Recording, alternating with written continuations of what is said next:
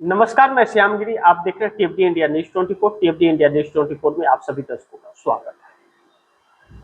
बंगाल में ममता बनर्जी ने अब फैसला किया है कि रोड पर उतरने का, या रोड पर उतरने के लिए ममता बनर्जी मजबूर हो गई हैं बंगाल के अंदर, क्योंकि टीएमसी कार्यकर्ताओं को अब निशाना बना रही है भारतीय जनता पार्टी। एक अजीबोगरीब दृश्य आया कि जब चुनाव का वक्त हो रहा था, 29 मई को जब चुनाव था, तो फिर 29 अप्रैल की परिस्थितियां अलग थी। 4 मई को रिजल्ट आया, 23 अप्रैल और 29 अप्रैल को वोटिंग था। उस समय तो टीएमसी के झंडे दिखाई दे रहे थे, भारतीय जनता पार्टी के झंडे दिखाई दे रहे थे, सबके झंडे दिखाई दे रहे थे। लेकिन अब चुनाव हो रहा है फलता विधानसभा के अंदर। फलता विधानसभा में टीएमसी की तरफ से जहांगीर खान को टिकट दिया गया था, तो टीएमसी के प्रत्याशी ने अपना नाम मांगकर वापस लिया है। झंडा ही गायब, सिर्फ भाजपा का ही झंडा। बड़ी अजीबोगरीब परिस्थिति है कि हर घर पर सिर्फ बीजेपी का झंडा। ऐसा हो सकता है कि आप दर्शक सोचिए, ऐसा संभव है? जब 29 तारीख को स्थिति अलग थी या सरकार बन गई तो स्थिति अलग। जहांगीर खान ने नामांकन अपना वापस लेते वक्त क्या कहा, बहुत दिलचस्प है। जहांगीर खान ने कहा कि मैंने यह फैसला, जो नामांकन वापस लेकर के अपना, जहांगीर खान ने कहा कि मैंने यह फैसला फलता के लोगों के लिए लिया है। मेरा उद्देश्य फलता में शांति और सुरक्षा सुनिश्चित करना है और इसका विकास करना है। हमारे सीएम फलता के लोगों के लिए एक विशेष पैकेज दे रहे हैं, इसलिए मैं अपना नामांकन वापस ले रहा हूं। सोचिए, यह बात कहना क्यों? अगर टीएमसी का प्रत्याशी जीत जाएगा चुनाव तो इसका मतलब शुभेंदु अधिकारी वहां पर पैकेज नहीं देंगे, वहां का विकास नहीं करेंगे। जब भाजपा का होगा तभी विकास। यानी कि इससे यह पता चलता है कि किस कदर भारतीय जनता पार्टी अपना डर लोगों के अंदर बिठा रही है। जहांगीर खान एक मुस्लिम वर्ग से आते हैं, अल्पसंख्यक से आते हैं। जहांगीर खान को जरूर डराया धमकाया गया होगा। यही बात टीएमसी कह रही है। और फलता में चुनाव के वक्त 100 टीएमसी के कार्यकर्ताओं को गिरफ्तार किया गया था। बड़ी दुर्भाग्यपूर्ण परिस्थिति है यह। अब ऐसे में ममता बनर्जी सड़क पर उतरने को मजबूर है। उन्होंने ऐलान कर दिया सड़क पर उतरने का, और सड़क से लेकर न्यायपालिका तक वह लड़ेंगे। कितनी चुनौती होगी? अब ममता बनर्जी नहीं अगर उतरती हैं तो ममता बनर्जी को अपने 80 विधायकों को और 29 सांसदों को बचा पाना मुश्किल होगा। सयानी घोष जो टीएमसी की सांसद है, अच्छी वक्ता है। सयानी घोष हो या महुआ मोइत्रा हो, अच्छी प्रवक्ता है। अब इन लोगों को भी डराया धमकाया जा रहा है। और भी कई लोग हैं जिन्हें भाजपा में शामिल होने के लिए इन्हें परेशान किया जा रहा है। मैंने बहुत पहले, चुनाव के वक्त के पहले मैंने कहा था कि अगर भाजपा हार गई तो भाजपा के 12 सांसद टीएमसी में जाके मिल सकते हैं, और अगर भाजपा जीत गई तो टीएमसी टूट जाएगी। और यह डर अब ममता बनर्जी को लग रहा है। आगे नीतीश कुमार संकट में है, और नीतीश कुमार का संकट कम नहीं हो रहा है। नीतीश कुमार को जैसे आनंद मोहन की बातों ने झकझोर करके रख दिया है। आनंद मोहन ने जिस तरह से नीतीश कुमार को लेकर के सवाल खड़ा किया, या भारतीय जनता पार्टी को लेकर के, ऐसा नहीं कि आनंद मोहन सिंह जेडीयू के खिलाफ है, नहीं, जेडीयू के पक्ष में। वह तो नीतीश कुमार से उनके इतने प्रेम नजर आ रहे हैं कि आखिर नीतीश का फोटो क्यों नहीं लगाया, इस बात को लेकर के होता है कि नीतीश को ऐसे कैसे नजरअंदाज कर सकती है भाजपा। तो ऐसे में जो आनंद मोहन ने कहा कि नीतीश कुमार ने बेहद ऐसी परिस्थिति में जेडीयू को खड़ा किया और ऊंचे मुकाम तक लेकर के गए, लेकिन आज उनको जिंदा जमीन में दफन कर दिया गया। उनका नामो निशान कहीं नहीं है। भारतीय जनता पार्टी उनका नाम ही आने नहीं देती है। 85 विधायकों के साथ स्टेज पर गए थे, ताकत था एक, लेकिन उनका एक तस्वीर तक नहीं था। यह तो बड़ी दुर्भाग्यपूर्ण है। क्या सम्राट चौधरी भी नीतीश कुमार के साथ जाते थे कहीं तो बैठक में, वह भी मौजूद रहते थे। सम्राट चौधरी की भी तस्वीर आती थी। और अब दो डिप्टी सीएम है, विजय चौधरी और विजेंद्र यादव, दोनों का आता ही नहीं। तो यह एक भेद। अब ऐसे में नीतीश कुमार ने बैठक बुला ली और अब वह बैठक करने जा रहे। एक चीज तो है, झकझोर करके आनंद मोहन सिंह ने झकझोर के नीतीश को रख दिया और नीतीश की पार्टी पर कब्जा करने की जो कोशिश की जा रही थी, एक बार फिर उस पर लगाम लग गया। एक बार फिर चाहे वह ललन सिंह हो या संजय झा हो, उनके प्लान फेल हो चुके हैं और फिर एक बार एक्टिव 85 एमएलए के साथ हो गए हैं नीतीश कुमार। यह 85 एमएलए क्या गोल खिलाएंगे यह तो वक्त बताएगा, लेकिन नीतीश कुमार के 85 एमएलए जो हैं वह बिल्कुल भी भारतीय जनता पार्टी के पक्ष में नहीं है।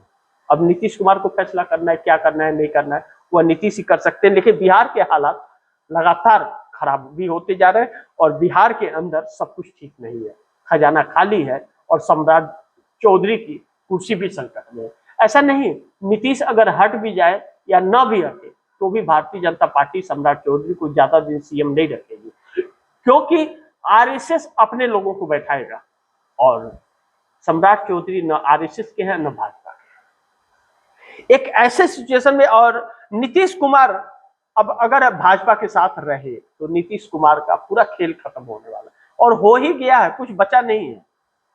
थोड़ा बहुत बचा है कि विधायक उनके साथ हैं, सांसद कितने साथ हैं यह नहीं कह सकते क्यों, लेकिन बांका संसदीय क्षेत्र बिहार का, वहां से गिरधारी यादव जो सांसद हैं जेडीयू के, उन्होंने नीतीश कुमार पर अपनी गुस्सा दिखाई थी जब नीतीश कुमार दिल्ली राज्यसभा सांसद का सस्ता लेने के लिए आए थे। उस वक्त उन्होंने कहा कि बीजेपी का सीएम क्यों, आप निशांत कुमार को बना दीजिए, आप जेडीयू के किसी कार्यकर्ता को बना दीजिए, आप खुद बने रहिए, नहीं बनना है तो आप जेडीयू के किसी कार्यकर्ता को बनाइए, लेकिन भाजपा का नहीं। यानी कि सांसदों में भी दो फार है, ललन सिंह के बस में हर सांसद नहीं है, यानी कि नीतीश कुमार के साथ सांसद हैं, लेकिन अब फैसला इन्हें लेना है कि 12 सांसद और 85 एमएलए जो है वह किधर रहेंगे, भाजपा के साथ रहेंगे या अलग रास्ता अपनाएंगे। लेकिन नीतीश कुमार ने प्लान बी पर जो 130 सांसदों की तैयारी शुरू की है वह भारतीय जनता पार्टी को संकट पे डाल रही है। लेकिन उसके आगे अगर यह देखा जाए कि एनडीए सरकार को चंद्रबाबू नायडू मुश्किल में डाल रही है, ऐसा लग रहा है, क्योंकि 18 सांसदों के साथ दिखा रहे हैं तेवर मोदी को चंद्रबाबू नायडू, और चंद्रबाबू नायडू आर पार के मूड में है। चंद्रबाबू नायडू 18 सांसदों के साथ, चंद्रबाबू नायडू आर पार के मूड में। पहली बार 2024 लोकसभा चुनाव के बाद पहली बार ऐसा लग रहा है कि चंद्रबाबू नायडू अब आर पार, क्योंकि चंद्रबाबू नायडू बहुत बुरी तरह फंस गए हैं। चंद्रबाबू नायडू के लिए बड़ी मुश्किल यह हो गई है कि पवन कल्याण जो उनके अहम सहयोगी दल है, हालांकि आंध्र प्रदेश के अंदर चंद्रबाबू नायडू की अपनी खुद की सरकार है, वह किसी के मोहताज नहीं है, 2/3 बहुमत की सरकार, कोई उनकी सरकार नहीं गिरा सकता, लेकिन सहयोगी दलों का होना बहुत जरूरी होता है। पवन कल्याण अब संकट बन रहे हैं और पवन कल्याण के लोग पवन कल्याण को कह रहे हैं कि टीडीपी और बीजेपी दोनों का साथ छोड़ना पड़ेगा, अन्यथा जो परिस्थितियां बन रही है वह बहुत ही नाजुक मोड़ में जा रही हैं और महंगाई जिस तरह से बढ़ रही, लोग बीजेपी और नायडू दोनों से नफरत करने लगे हैं, क्योंकि चंद्रबाबू नायडू ने डिलिमिटेशन बिल पर भी मोदी का समर्थन किया, वक्फ बोर्ड संशोधन बिल पर भी समर्थन किया। अब ऐसे में 2 सांसद और 20 विधायक उनके हैं जो कभी भी साथ छोड़ सकते हैं, लेकिन चंद्रबाबू नायडू 16 सांसदों के साथ समर्थन दे रहे हैं। चंद्रबाबू नायडू अभी भी बार्गेनिंग कर रहे हैं। चंद्रबाबू नायडू 2 बातों पे जा रहे हैं, पहला कि चंद्रबाबू नायडू को मिनिस्ट्री को सौंप दिया जाए, अन्यथा वह साथ छोड़ देंगे, क्योंकि वह अपने बेटे को अब सीएम बनाने के लिए पूरा उन्होंने ठान लिया है और खुद सीएम की कुर्सी से कभी भी इस्तीफा दे सकते हैं चंद्रबाबू नायडू। लेकिन मोदी सरकार उनकी बातों पर गौर नहीं कर रही है। अब मोदी सरकार गौर नहीं करने का मतलब यह है कि 18 सांसद 16 चंद्रबाबू नायडू के और 2 पवन कल्याण के कभी भी साथ छोड़ सकते हैं मोदी सरकार का, अब मोदी सरकार देखते रह जाएगी आने वाले वक्त में। लेकिन इंडिया गठबंधन कहां है? इंडिया गठबंधन कहाँ है? इंडिया गठबंधन में बिखराव हो रहा है। विपक्ष के लिए यह शुभ संकेत नहीं है, इंडिया गठबंधन के अंदर भी बिखराव। अब ममता बनर्जी चुनाव हार गई और ममता बनर्जी चुनाव हार कर और बंगाल में अपने अस्तित्व की लड़ाई लड़ रही है। खुद नंदीग्राम सीट से वह फिर विधानसभा का चुनाव लड़ने वाली हैं। अगर जैसे फलता में हुआ है और जाकिर हुसैन ने जिस तरह से अपना नामांकन वापस ले लिया और फलता के अंदर भारतीय जनता पार्टी अपना परचम लाती है, तो भारतीय जनता पार्टी हर जगह यही करती है। लेकिन ममता बनर्जी अगर खड़ी होती है तो ममता बनर्जी तो नामांकन वापस नहीं लेगी, लेकिन भारतीय जनता पार्टी उन्हें हराने में कोई कसर ही नहीं छोड़ेगी। ईमानदारी से चुनाव लड़ना नहीं है, ईमानदारी से लड़ी होती भारतीय जनता पार्टी तो आज सत्ता में नहीं आती। तो अब ममता बनर्जी ने एनडीए गठबंधन को कमजोर किया था और उसकी गुनाहगार ममता बनर्जी है, उनके साथ में ऊपर वाले ने भी हिसाब किया चुनाव हराकर। ममता बनर्जी अब इस बात को लेकर के जूझ रही है कि ममता बनर्जी ने अगर अपने अस्तित्व को बनाए नहीं रखा, खड़ी नहीं रह पाई 5 साल, और 5 साल का वक्त बहुत होता है। भारतीय जनता पार्टी की तो अभी तो शुरुआत है बंगाल में, आगे कितना नफरती पार्टी बनेगी, वह कितना नफरत दिखाएगी तो सड़कों पर दिखाई देता है कि किस तरह टीएमसी कार्यकर्ताओं को धमकाया जा रहा है, धमका करके उन्हें भारतीय जनता पार्टी में शामिल किया जा रहा है। उनके घरों पर बुलडोजर चलाया जा रहा है, मारा पीटा जा रहा है, पुलिस भी उन्हीं के ऊपर कार्रवाई कर रही है, डरा धमका करके नामांकन वापस करा दिया जा रहा है, जिस तरह से जहांगीर खान का वापस कराया गया नाम। मुस्लिमों का नाम भी, जिनका नाम वोटर लिस्ट से कटा है, उनके राशन कार्ड बंद होंगे, सरकारी योजनाओं का लाभ बंद होगा, या सब कुछ कह चुके हैं शुभेंदु अधिकारी। उन्होंने कहा सबका साथ सबका विकास नहीं, जो हमारे साथ हम उसके साथ। सोचिए, और उन्होंने कहा कि हिंदुओं ने हमें वोट दिया, हम हिंदुओं के लिए काम करेंगे, मुस्लिमों के लिए नहीं। तो जहांगीर खान जैसे लोगों की क्या बचे, डराया धमकाया जा रहा है। जहांगीर खान को बिना डराए धमकाए तो वह नामांकन वापस नहीं ले सकते, जरूर बात है। अब बात चाहे जो भी डर हो, लेकिन और बाकी कहाँ है? राहुल गांधी रायबरेली के अंदर जाकर के हुंकार भरता है, अडानी अंबानी पर सीधा हमला कर रहे हैं, मोदी पर सीधा हमला कर रहे हैं। बाकी सभी दल अब भी ममता बनर्जी हो, चाहे अखिलेश यादव हो, चाहे कोई और, अभी भी यह लोग अडानी अंबानी पर और मोदी पर डायरेक्ट हमला नहीं कर रहे, अभी भी डर रहे हैं लोग। इकलौता राहुल गांधी, लगातार कांग्रेस वाले हमलावर हैं, लगातार यूथ कांग्रेस सड़कों पर है, एनएसयू कांग्रेस के छात्र संघ वह भी सड़कों पर है, लगातार महंगाई को लेकर के, अमेरिकी ट्रेड डील को लेकर के, बेरोजगारी को लेकर के लगातार सड़कों पर। लेकिन बाकी लोग कहाँ हैं? इंडिया गठबंधन में सिर्फ कांग्रेस ही थोड़ी है, बाकी भी है। चुनाव के वक्त तो सब प्रधानमंत्री बनने आ जाते हैं, बाकी सब कोई दिखते ही नहीं है। जनता को अब गुमराह नहीं होना चाहिए, नेताओं को पहचानना चाहिए। मैं हमेशा यह मानता हूं कि क्षेत्रीय दलों का होना बहुत जरूरी है, लेकिन ऐसे गद्दार क्षेत्रीय दलों का होना जरूरी नहीं है जो है तो विपक्ष में, लेकिन विपक्ष के फूट का कारण बनती है और ऐसे तानाशाह की सरकार बनाए रखने में कारगर साबित होती है।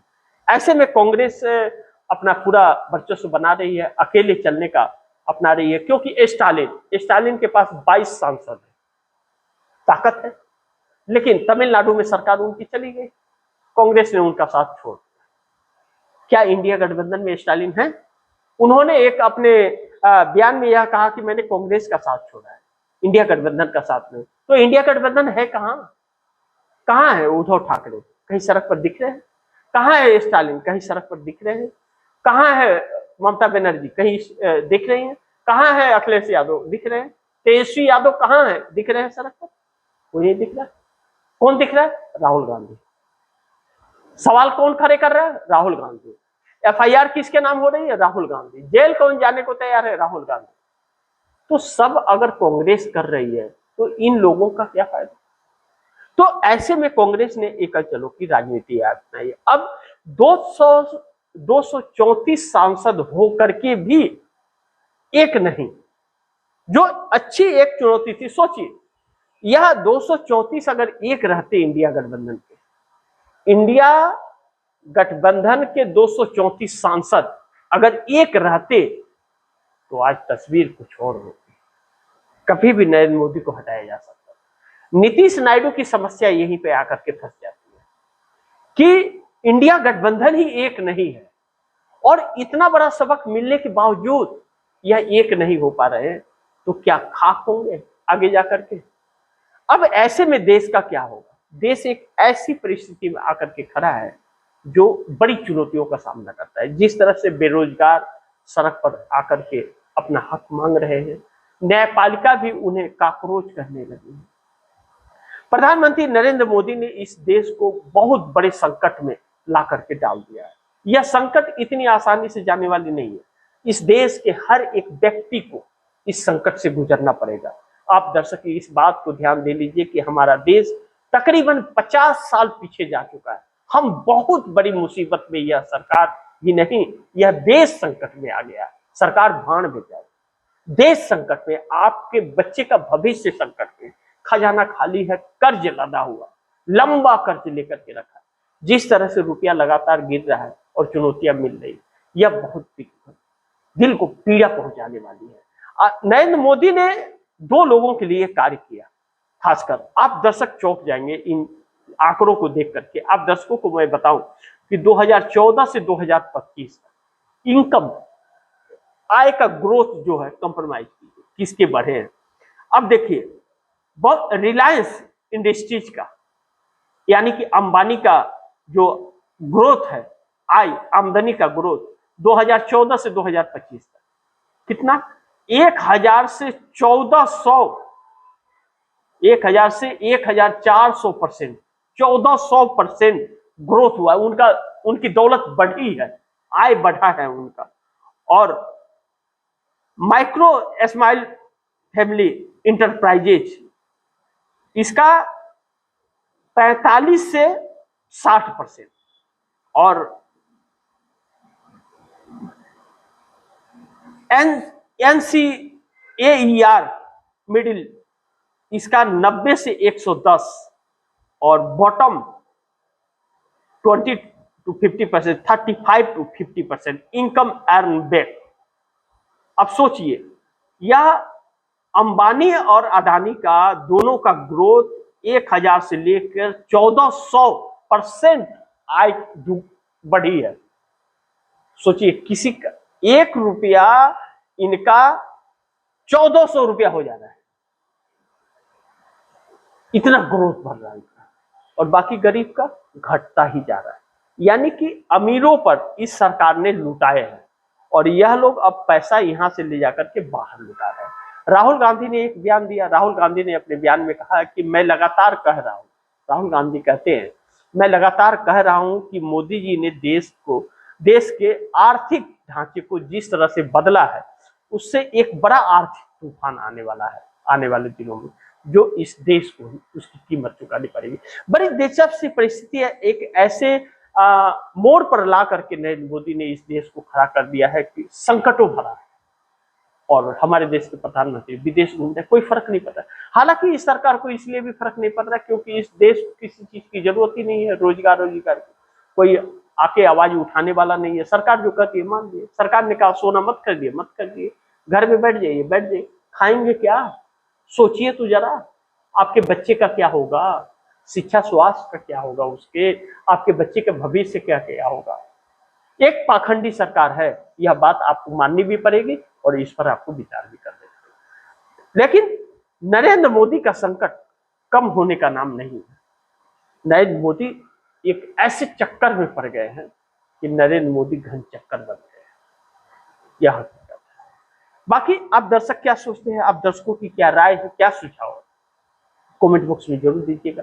इस खबर को ज्यादा से ज्यादा शेयर कीजिए, अपने दोस्तों को भी कहीं आगे शेयर करें, और आपने टीवी इंडिया न्यूज़ 24 को सब्सक्राइब नहीं किया, सब्सक्राइब कर लीजिए, अपने दोस्तों को भी कहिए सब्सक्राइब करें। मिलते हैं अगली खबर के साथ, तब तक के लिए नमस्कार।